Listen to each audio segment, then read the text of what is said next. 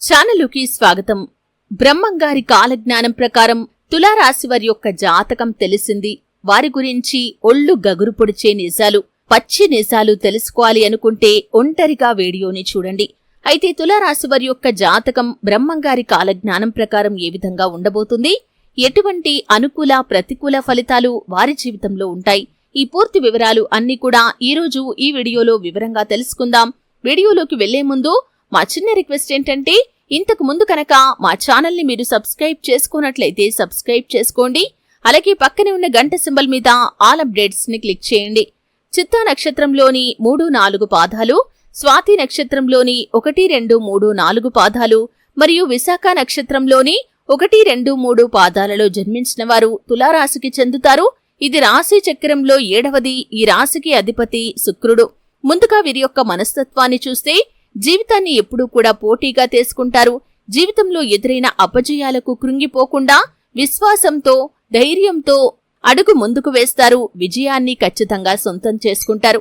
అలాగే ఎత్తులకు పై ఎత్తులు వేయటంలో మంచి నేర్పరులు, మేధావులుగా గుర్తింపును కూడా పొందుకుంటారు. జీవితంలో అత్యున్నత స్థానాలను వీరు అధిరోహించగలుగుతారు.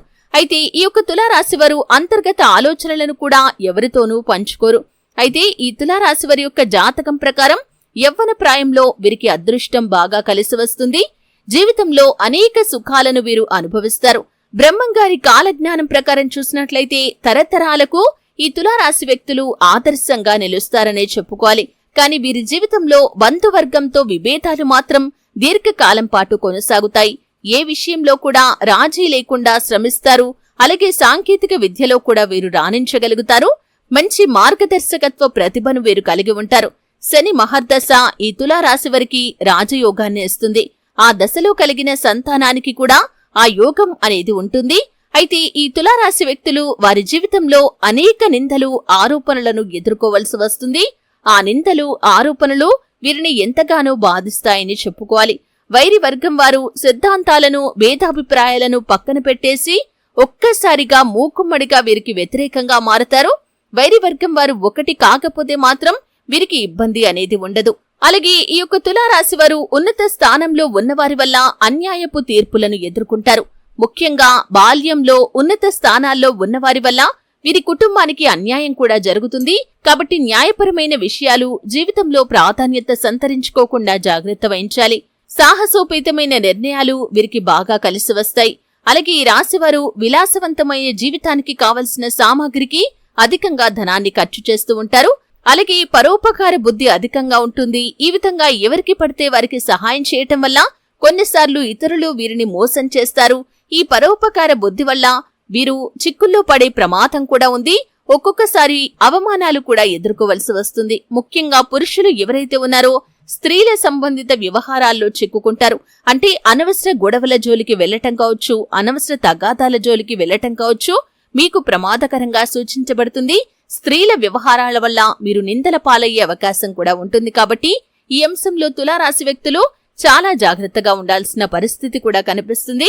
అలాగే విదేశాలకు వెళ్లటానికి చేసే ప్రయత్నాలు కొంత ఆలస్యం జరిగినా కానీ వీరికి విదేశీయానం లాభదాయకంగా ఉంటుందనే చెప్పుకోవాలి. అలాగే తులారాశి వారు ఎంత సంపాదించినా కానీ దాన్ని ఖర్చు చేసేస్తూ ఉంటారు. కాబట్టి సంపాదనను స్థిరాస్తిలోకి మార్చుకుంటేనే భవిష్యత్తులో ధనానికి లోటు అనేది ఉండదు.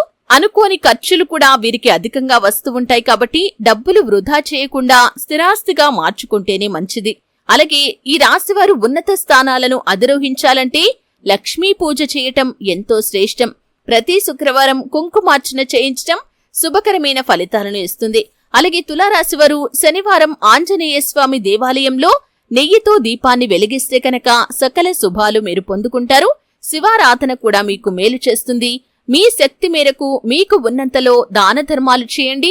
అపారమైన పుణ్య ఫలితాన్ని మీరు పొందుకుంటారు. చూశారు కదండి, బ్రహ్మంగారి కాలజ్ఞానం ప్రకారం తులారాశి వారి యొక్క జీవితం ఏ విధంగా సాగుతుందో తెలుసుకున్నారు. వీడియో నచ్చితే ఖచ్చితంగా లైక్ చేయండి. మరిన్ని మంచి మంచి వీడియోల కోసం ఇప్పుడే మా ఛానల్ని సబ్స్క్రైబ్ చేసుకోండి.